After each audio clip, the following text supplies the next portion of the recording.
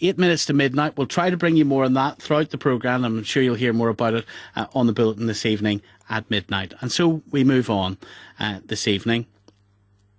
The telephone number, by the way, if you want to get in touch with us, 0500 909 693. Known as the Green Goddess, Diane Moran was the first popular TV fitness guru. Her daily slot on BBC Breakfast Telly inspired millions of Britons to take up exercise. She changed lives. Then she was struck by breast cancer and had to go into hiding to escape the tabloid press. When the Mirror found out about her double mastectomy, its reaction was, if that's what keeping fit does to you, I'll stick to walking my dog. She had a long battle to rebuild her career, and now she's campaigning to change people's attitudes towards cancer. Diana's with us this evening. Diana, hello. Hi, Stephen. Good evening to you. If you can take us back then to that dreaded time when an individual finds out that they've got cancer. Oh, yes, that was back in '88, nearly 20 years ago, and I have to stress that I am fighting fit today. But yes, it came as a dreadful shock, surprise. I just could not believe that was happening to me. Cancer happens to other people, not to me. And I was very frightened, and I felt very alone. And I also felt very ashamed that I had cancer. I felt that I had to have done something wrong for this to be happening to me. Because it's such a personal thing, and yet you're such a public figure. Well, this was the problem, because I was, appearing most mornings on BBC Breakfast Time, and I decided to keep it a secret. I decided that I would, fight my battle and tell everybody when I'd come through it, and that's exactly what I did do.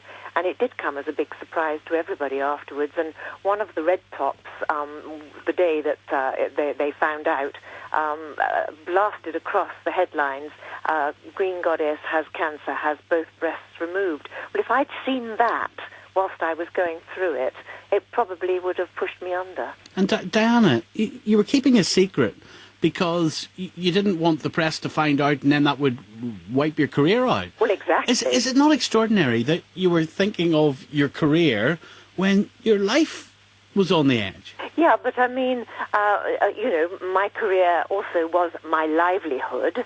I needed to keep a roof above my head. My husband and I had separated at that stage.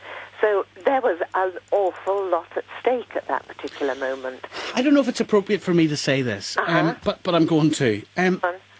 The more interviews I do with people who have had cancer, it's just somewhere in the back of my mind, Anna, that if it ever happens to me, I don't think I'll be as brave as everyone else. I don't think I've got it in me to fight me. I think I'll just be angry and want to give up. You're certainly angry. No. I can promise you wouldn't give up, because suddenly you're fronted with everything that's really, really important in your life, your family, your friends, and you just say, hey, I'm not going to lose all this. I'm going to fight for it, and you do fight. But as you probably know, more recently, I have a legacy from sunbathing, 30, 40 years ago. Because you were told you had skin cancer, this was next. That sort of reared its ugly head about 4 years ago, and I've had a couple of bouts of it since then. And really, one of the sort of messages that I'd like to put across to people is that was a legacy from the past, and maybe we can do legacies today to thank the people who do all the research into cancer, who do help us through, either with support, with information, with the research, with treatments.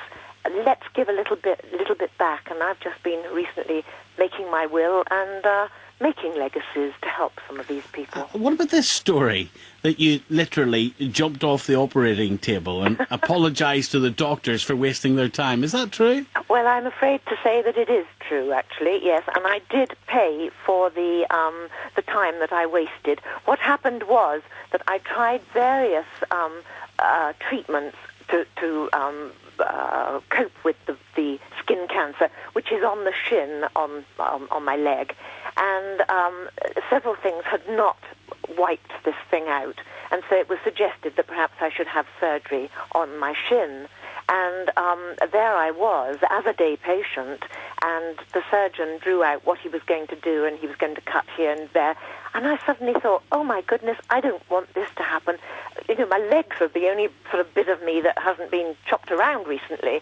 And I said to him, you know, I don't think I can go through with this. But you needed to get it done. But yes, but in the back of my mind, I had been doing a lot of work with Cancer Research UK, and I knew that they were doing research into skin cancer and the treatment of, and it was at Christie's Hospital up in Manchester. So I came out of the hospital, rang Cancer Research UK and said, is this possible? Can I have that sort of treatment?